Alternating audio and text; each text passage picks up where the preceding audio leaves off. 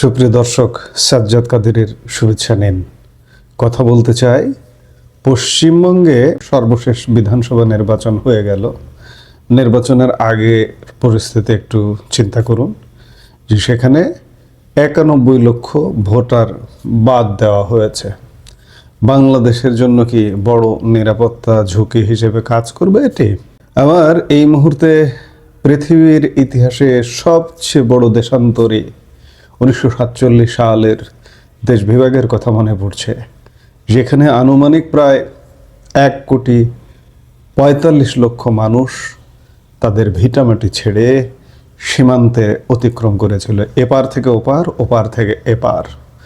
ভারতের তৎকালীন সরকারি পরিসংখ্যান অনুযায়ী প্রায় 72 লক্ষ হিন্দু ও শিখ পাকিস্তান থেকে ভারতে যান এবং প্রায় 73 লক্ষ মুসলিম ভারত থেকে পাকিস্তানে পাড়ি জমান। অর্থাৎ পাকিস্তান বলতে পূর্ব পাকিস্তান, পশ্চিম পাকিস্তান সব মিলিয়ে।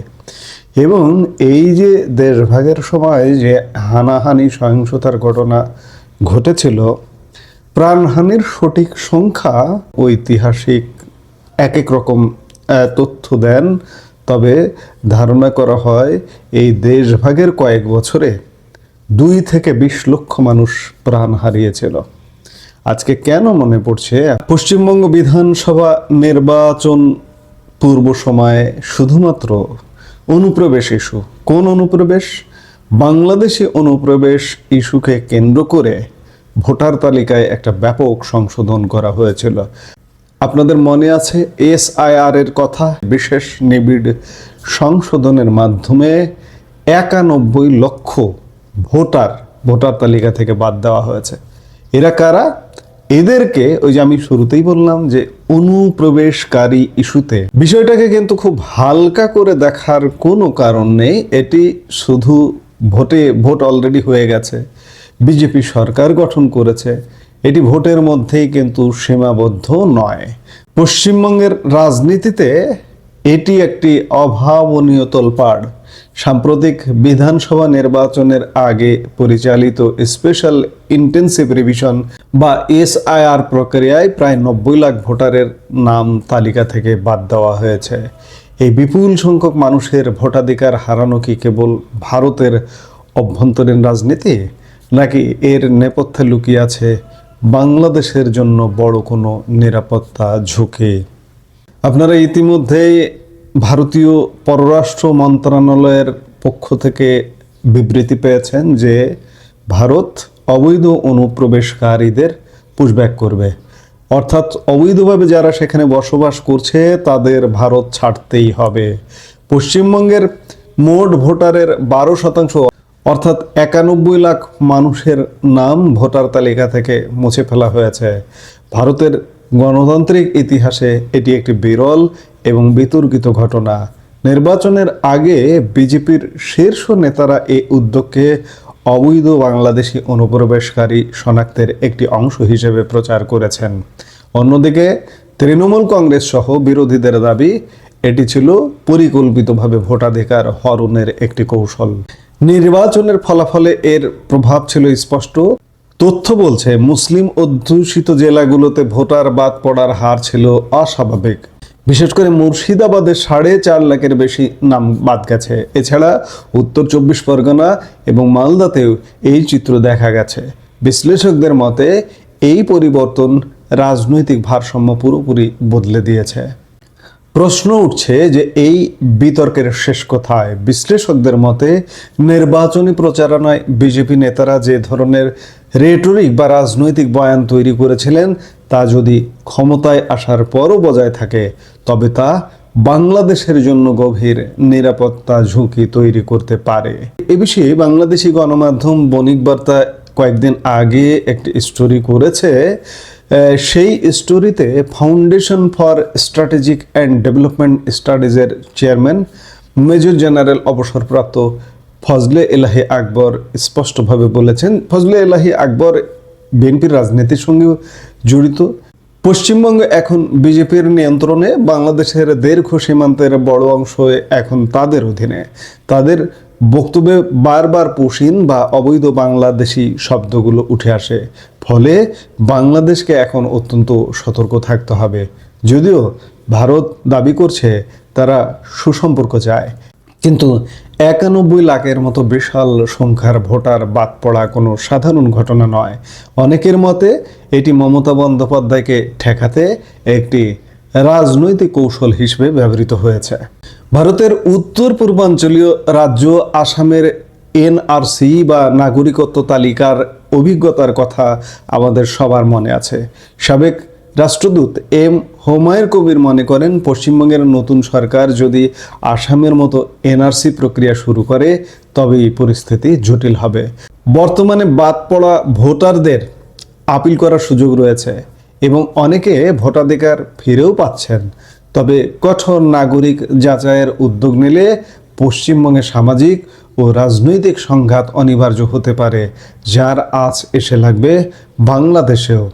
আপিল করে ভোটাধিকার ফেরত পাচ্ছেন, সংখ্যাটা খেয়াল করুন, 91 লক্ষ। হয়তো 10 লক্ষ ফেরত পাবেন, 15 লক্ষ ফেরত পাবেন, 20 লক্ষ ফেরত পাবেন, কিন্তু তাও তো 70 লক্ষ 71 লক্ষ বাকি থাকে। এই 70-71 লক্ষ কোথায় যাবে?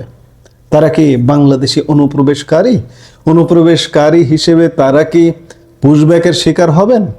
হুমায়ুন কবির বণিক বার্তাকে বলেছেন যে মনে রাখতে হবে, পশ্চিমবঙ্গে তৃণমূল কংগ্রেস এবারও 41% ভোট পেয়েছে, আবার বিজেপি পেয়েছে 46%। অর্থাৎ জনমত এখনো বিভক্ত। এমন পরিস্থিতিতে কঠোর কোনো ব্যবস্থা নেওয়া বিজেপির জন্য খুব একটা সহজ হবে না। এবারের নির্বাচনে বিজেপি তাদের প্রচারণায় বাংলাদেশ এবং অনুপ্রবেশ ইস্যুকে তুরুপের তাস হিসেবে ব্যবহার করেছে। নবনির্বাচিত মুখ্যমন্ত্রী শুভেন্দু অধিকারী থেকে শুরু করে খোদ প্রধানমন্ত্রী নরেন্দ্র মোদী এবং স্বরাষ্ট্রমন্ত্রী অমিত শাহ সবার মুখেই শোনা গেছে অনুপ্রবেশকারী তাড়ানোর হুঁশিয়ারি। এমনকি অমিত শাহর বঙ্গোপসাগরে ছুঁড়ে ফেলার মতো কড়া মন্তব্য রাজনৈতিক মঞ্চ কাঁপিয়েছে। এই যে একটি ধারণা তৈরি হলো যে পশ্চিমবঙ্গ জুড়ে লাখ লাখ অবৈধ বাংলাদেশি ও রোহিঙ্গা রয়েছে, এটি জনমনে এক ধরনের ভয়ের সংস্কৃতি তৈরি করেছে। এই রাজনৈতিক বয়ান যদি বাস্তবে রূপ নিতে শুরু করে তবে সীমান্তে প্রবল চাপ তৈরি হবে। ক্ষুদ্র পরিসরে পুশ ইন বা জোরপূর্বক ঠেলে দেওয়ার ঘটনা ঘটতে পারে, যা দুই দেশের সীমান্ত স্থিতিশীলতা নষ্ট করতে পারে। এর প্রভাব কি কেবল সীমান্তেই সীমাবদ্ধ? মোটেও না। বাংলাদেশেও এর প্রতিক্রিয়া হতে পারে তীব্র। এদেশে কট্টর জাতীয়তাবাদী ও ধর্মীয় রাজনৈতিক শক্তিগুলো ভারতের এই পদক্ষেপকে ইস্যু করে সক্রিয় হয়ে উঠতে পারে, যা বাংলাদেশের অভ্যন্তরীণ রাজনীতিতে মেরুকরণ তৈরি করবে। বাংলাদেশ সরকার বিষয়টি নিয়ে কি ভাবছে? সম্প্রতি ভারতের আসামের মুখ্যমন্ত্রীর মন্তব্যের প্রেক্ষিতে বাংলাদেশের পররাষ্ট্রমন্ত্রী খলিলুর রহমান কড়া প্রতিবাদ জানিয়েছেন। তিনি স্পষ্ট করেছেন যে বাংলাদেশ পরিস্থিতি পর্যবেক্ষণ করছে এবং প্রয়োজনীয় ব্যবস্থা নেবে। অর্থাৎ ভারতের অভ্যন্তরীণ রাজনীতির দোহাই দিয়ে বাংলাদেশের ওপর কোনো বোঝা চাপিয়ে দেওয়ার চেষ্টা করা হলে ঢাকা তা মেনে নেবে না। সবশেষ বলা যায় যে পশ্চিমবঙ্গের 91 লাখ ভোটার বাদ পড়ার ঘটনাটি স্রেফ একটি টেকনিক্যাল ভুল বা সাধারণ সংশোধন নয়। এর পেছনে রয়েছে গভীর রাজনৈতিক সমীকরণ। যদি এই অনুপ্রবেশকারী ট্যাগ দিয়ে সাধারণ মানুষকে হয়রানি করা হয় বা বাংলাদেশে পুশিনের চেষ্টা করা হয়, তবে তা দক্ষিণ এশীয় অঞ্চলের নিরাপত্তার জন্য হবে এক ভয়াবহ অশনি সংকেত। বাংলাদেশকে এখন কূটনৈতিকভাবে অত্যন্ত চৌকস হতে হবে এবং সীমান্তে নজরদারি বাড়িয়ে সম্ভাব্য সব পরিস্থিতির জন্য প্রস্তুত থাকতে হবে। আমরা চাই সুসম্পর্ক, কিন্তু তা যেন কোনোভাবে আমাদের জাতীয় নিরাপত্তাকে বিঘ্নিত না করে। বাংলাদেশ ইতিমধ্যে সীমান্ত সতর্কতা জারি করেছে, কিন্তু সীমান্ত সতর্কতা শুধু জারি করলেই হবে না, কারণ সবচেয়ে নিকট প্রতিবেশী দেশ ভারতকে চটিয়ে বা ভারতের বিরুদ্ধাচরণ করে বিরুদ্ধে অবস্থান নিয়ে কোনো কাজ হবে না। এটি সমাধান করতে হবে কূটনৈতিকভাবেই। সংখ্যাটা কিন্তু কম নয়।